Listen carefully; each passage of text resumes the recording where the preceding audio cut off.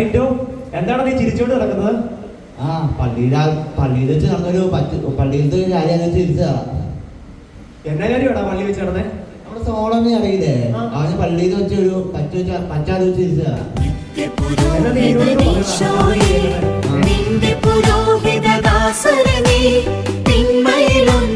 എന്റെ കർത്താവ്, ഈ ആവി കാരണം മനുഷ്യോട് നിൽക്കാനും പറ്റുന്നില്ല. ഒരുമാതിരി പരിപാടി. എടാ കപ്പിയാരെ ഇങ്ങ് വന്നേടോ.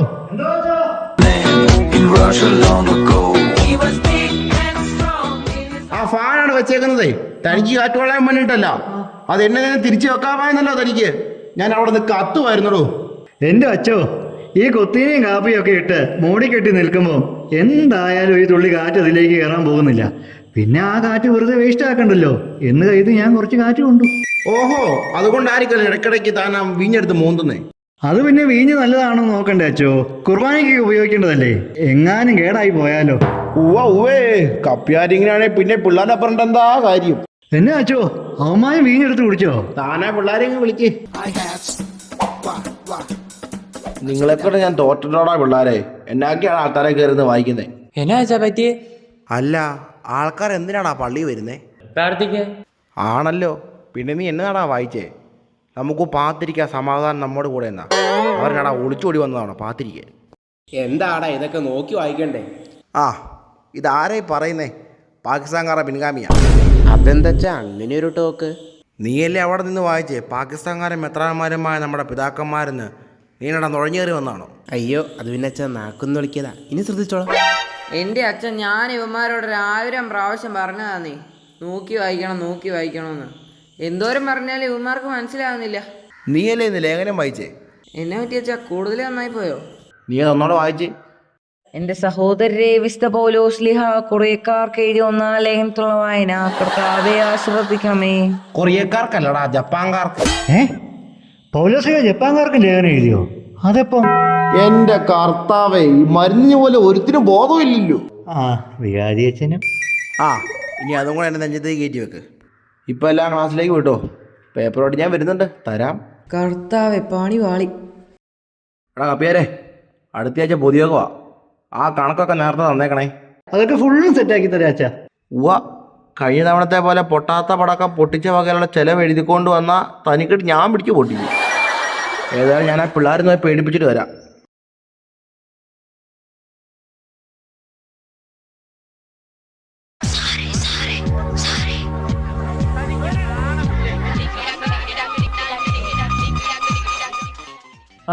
ബാക്കി സാറുമാരൊക്കെ എന്തി? നിങ്ങൾ മാത്രം ഉള്ളോ ഇന്ന്? സാറുമാരിത് എവിടെ ആയിരുന്നു? അത് പിന്നെ സാറേ, അച്ഛനെ ഒന്ന് ഉപദേശിക്കണമെങ്കിൽ ഞങ്ങളൊക്കെ അല്ലേ ഉള്ളൂ.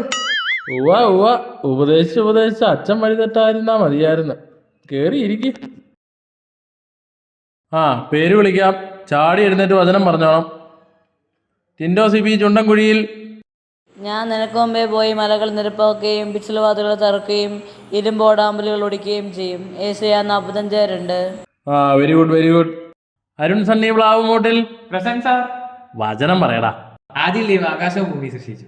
ഇത് കുറെ നാളായാലോളാ നീ സൃഷ്ടിക്കാൻ തുടങ്ങിയിട്ട്. ഇതുവരെ കഴിഞ്ഞില്ലേ നിന്റെ സൃഷ്ടി? അത് പിന്നെ സാറേ, ഓർമ്മ ശരിക്കും പഠിച്ചിട്ട് പഠിക്കുന്നല്ല അതിന്റെ ഒരു ഇത്. ഇരിക്കുക. ബേബി വർഗീസ് കരടിക്കാട്ടിൽ. നീ എന്റെ അസ്ഥിയിൽ നിന്നുള്ള അസ്ഥിയും മാംസത്തിൽ നിന്നുള്ള മാംസവുമാണ്. എടാ കരടി ബേബി, ഇക്കണക്കിനാണെങ്കിൽ ആരെങ്കിലും നിന്റെ എല്ലിടിച്ച് വെള്ളമാക്കും. Solomon David കോഴിപ്പുറത്ത്. എൻ്റെ പ്രിയേ, നീ സുന്ദരിയാണ്. നീ അതീവ സുന്ദരി തന്നെ. സോളമൻ ഉത്തമഗീതം വിട്ടൊരു കളി ഇല്ല. ഇരിക്ക്. നിനക്ക് അറിഞ്ഞിട്ട പേരും വീട്ടുപേരും തന്നെ. പ്രിയ മാത്യു. എൻ്റെ ആത്മനാഥൻ എൻ്റേതാണ്, ഞാൻ അവൻ്റേതു. മിഴികളിൽ നാണം, മൊഴികളിൽ നാണം, ഇതാകവേ നാണം.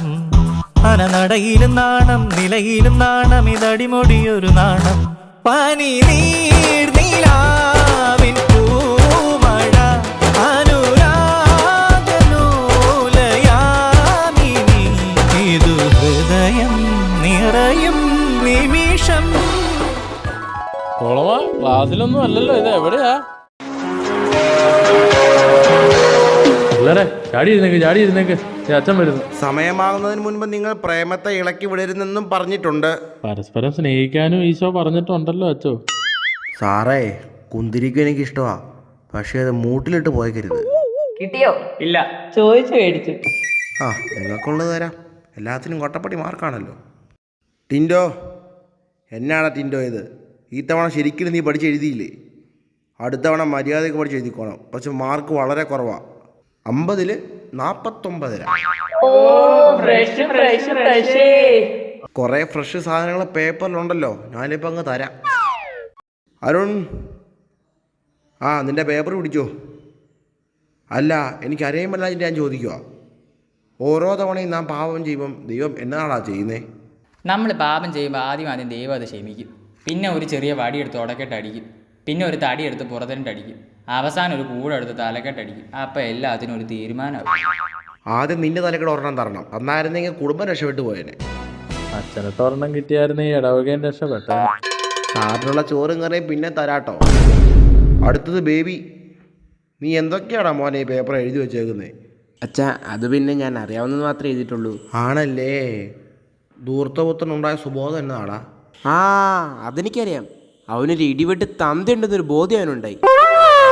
ഇതൊക്കെ ആരാടാ നിന്നെ പഠിപ്പിച്ചേ? ദേ ഈ നിൽക്കണ സാറ്. ഞാനോ? അത് പിന്നെ അച്ഛാ പിള്ളേർക്ക് പെട്ടെന്ന് മനസ്സിലാവാൻ വേണ്ടിയിട്ട് പച്ച മലയാളത്തിൽ പറഞ്ഞു കൊടുത്തതാ. ഈ സമറിയക്കാരൻ്റെ ഉമ്മയും പച്ചമലയാളത്തിൽ പറഞ്ഞു കൊടുത്തതായിരിക്കുമല്ലേ? അല്ല അച്ഛാ, അത് ഞാൻ ബൈബിൾ വായിച്ചിട്ട് ഓർമ്മ വെച്ച് എഴുതിയതാ. ഓ, ബൈബിളിലുള്ള അറ്റവും മൂലയും വെച്ച് എഴുതിയ മാർക്ക് ഇടുമെന്ന് എനിക്ക് തോന്നുന്നുണ്ടോ? നിങ്ങൾ കേക്ക്, ഞാൻ വായിക്കാം. ഒരുവൻ ജെറുസലേമിൽ നിന്ന് ജെറീക്കോയിലേക്ക് യാത്ര ചെയ്യുകയായിരുന്നു. അപ്പോൾ അവൻ കള്ളന്മാരുടെ കയ്യിൽപ്പെട്ടു.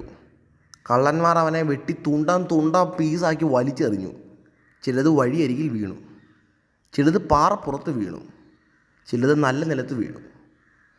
ബാക്കി വന്നത് 12 കൂട്ടം നിറയെ അവൻ ശേഖരിക്കുകയും ചെയ്തു. കേൾക്കാൻ ചെവിയുള്ളവൻ കേൾക്കട്ടെ. അച്ഛാ, അത് പിന്നെ പെട്ടെന്ന് ഓർത്ത് മാത്രമേ എഴുതിയിട്ടുള്ളൂ. അതുകൊണ്ട് മുഴുവനും എഴുതാൻ പറ്റിയിട്ടില്ല. അതേതായാലും നന്നായിടെ മോനെ. അല്ലായിരുന്നെങ്കിൽ പുതിയ ഭാഷണ്ടത പഠിപ്പിച്ചതും പോലെ നിന്നെ സഭയിൽ വല്ലതും ചവിട്ടി പുറത്താക്കിയേനെ. അടുത്തത് സോളമൻ. എടാ സോളമാ, അച്ഛൻ വിളിക്കുന്നടാ. എൻ്റെ സോളമാ, നീ എന്നൊക്കെയാണ് അതാ എഴുതി വെച്ചേക്കുന്നേ? കണ്ട പൈങ്കിളി നോവലൊക്കെ വായിച്ചിട്ട് അവൻ പരീക്ഷയ്ക്ക് എഴുതി വെച്ചേക്കാം മാർക്ക് മേടിക്കാനായിട്ട്. ഞാൻ പൈങ്കിളി നോവലൊന്നും വായിക്കാറില്ല അച്ചോ. എൻ്റെ സ്വന്തം തൂലികയെ പിറന്നതാ. അവൻ്റെ ഒരു തൂലിക. പട്ടിയെപ്പറ്റി എഴുതാൻ പറഞ്ഞാൽ പന്നിയെപ്പറ്റി എഴുതും. അയ്യോ അച്ഛാ, പേപ്പർ മാറിപ്പോയതാന്ന് തോന്നുന്നു. പന്നിയെ പറ്റി ഒന്നും ഞാൻ എഴുതിയിട്ടില്ല. അവൻ്റെ ഒരു തൂലിക. മോനൊന്ന് വായിച്ചേ, എല്ലാവരും ഒന്ന് കേൾക്കട്ടെ. സ്നേഹം എന്ന് പറയുന്നത് ഒരു വലിയ സംഭവമാണ്. അത് നമുക്ക് പറഞ്ഞ് മനസ്സിലാക്കാൻ പറ്റുന്ന ഒരു സാധനമേ അല്ല. സ്നേഹം അത് അനുഭവിച്ച് തന്നെ അറിയണം. അതിൻ്റെ സുഖം വേറെ ലെവലാണ്. സ്നേഹവും പ്രേമവും പരസ്പരം പൂരകങ്ങളാണ്. പ്രേമം പാല് പോലെ വെളുത്തതും മഞ്ഞുപോലെ മൃദുലവും മുട്ട പോലെ പൊട്ടുന്നതുമാണ്. മുട്ട പോലെ പൊട്ടിയ പ്രേമം ചീഞ്ഞ തക്കാളി പോലെയാണ്. കയ്യിന്ന് പോയാൽ അത് വലിയ അധപ്പതനത്തിന് കാരണമാകും. അതുകൊണ്ട് സൂക്ഷിക്കുക. നീ ഇത്രയും കഴിവ് കൂടിയവനാണെന്ന് ഞാൻ അറിഞ്ഞില്ല കേട്ടോ. നീ ഈ കൊച്ചിനെ കണ്ടുപഠിക്കുക. അവൾ ഇന്ന് നന്നായിട്ട് എഴുതിയേക്കുന്നേ. കൊച്ചേ, നീ അതൊന്ന് വായിച്ച് കേൾപ്പിച്ചേ. സ്നേഹം അത് അനുഭവിച്ചു തന്നെ അറിയണം. എന്നെ സ്നേഹിക്കാൻ പഠിപ്പിച്ചത് എൻ്റെ ആത്മനാഥനാണ്. ഞാൻ അവനെ ആദ്യമായി കണ്ടത് പള്ളിയിൽ വച്ചാണ്. ഞാൻ അവനെ ശ്രദ്ധിക്കാതിരുന്നപ്പോഴും അവൻ എന്നെ തന്നെ നോക്കിക്കൊണ്ടേയിരുന്നു. അവൻ്റെ സ്നേഹത്തിൻ്റെ തീജ്വാലയിലേക്ക് ഞാൻ ആകർഷിക്കപ്പെട്ടത് ഞാൻ പോലും അറിയാതെയായിരുന്നു. മറ്റാർക്കും വേർപെടുത്താനാവാത്ത വിധം ഒന്നായി തീരാനുള്ള തീവ്രമായ ആഗ്രഹം കൊണ്ടാണ് അവൻ എന്നും എന്നിൽ അലിഞ്ഞു ചേരുന്ന തിരുവോസ്തിയായി നാവിൽ എഴുന്നള്ളി വരുന്നത്. പ്രാണന് തുല്യം എന്നെ സ്നേഹിക്കുന്ന എൻ്റെ ആത്മനാഥൻ എൻ്റെ ഈശോയാണ്. അതെ, എൻ്റെ ആത്മനാഥൻ എൻ്റേതാണ്, ഞാൻ അവൻ്റേതും. ഇത്രയും നാൾ ഉത്തമഗീതവും പാടി നടന്നിട്ട് തേന്നല്ലോ കർത്താവേ. സോളമാ, എടാ സോളമാ, എഴുന്നേക്കടാ. എടാ ചിഞ്ചു നിന്നെ വിളിക്കുന്നതാ. ചിഞ്ചുവോ? എന്നാ അവളെ ഒന്ന് കണ്ടിട്ട് വരാം. എടാ ചിഞ്ചു എന്റെ പെങ്ങളാടാ. എന്നാ ശരിയളിയാ, നമുക്ക് പിന്നെ കാണാം. എൻ്റെ കർത്താവേ.